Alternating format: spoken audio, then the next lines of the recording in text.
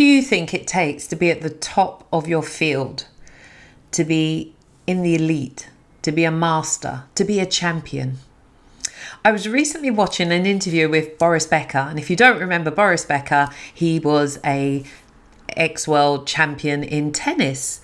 And the interviewer was saying, well, were you always a champion? Were you always good at tennis?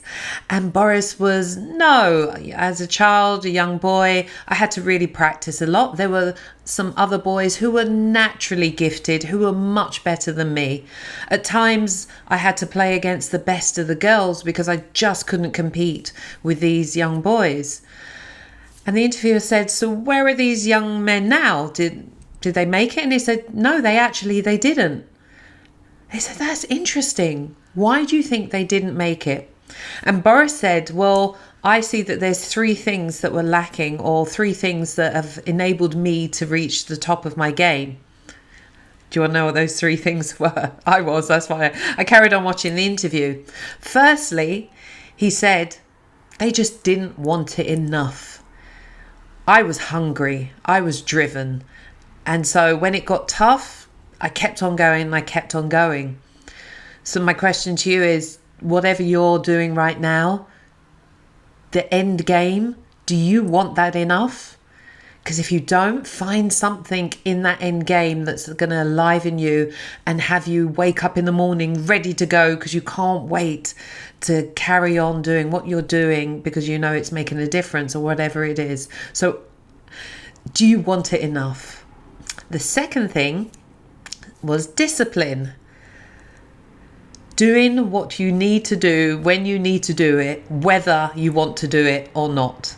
And let's see if I can remember this quote. I think it was Brian Tracy, and he says, successful people do what unsuccessful people don't do.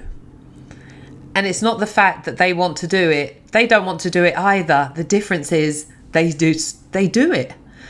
And so in terms of discipline, I call it being your word, doing what you say you're going to do when you say you're going to do it. And it's that discipline of getting up at 6 o'clock every morning because you know you said you're going to get up at 6. That discipline of calling that challenging client when you say you're going to call them and not making excuses. So discipline was his second point. And what do you think the third point was? I actually didn't expect this point, but his third point was humility. Humility, knowing that you don't know everything. Humility for him to learn from a coach, to learn that there's new things always for him to learn and to grow, new possibilities.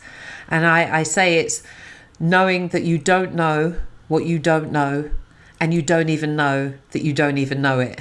It's called a blind spot. Knowing that we have so many blind spots and that people around us can see those things that we can't see because we're kind of too close to the picture. But having that humility to listen to other people, to seek guidance, to continually grow and learn, and from the learning take actions out of what you've learned. And I think when I look at people who are really high performers, they definitely have those three qualities that they utilize in their life, and they become a master of that. So my question to you is, not only what are you hearing for yourself, but what do you think are the three things it takes to be a champion? I am going to be so interested to read your comments below. What are the three things you think it takes to reach the top of your field, your discipline, whatever it is? So remember, Boris was, you want it enough, discipline, and humility. What are yours? Until the next time, take care.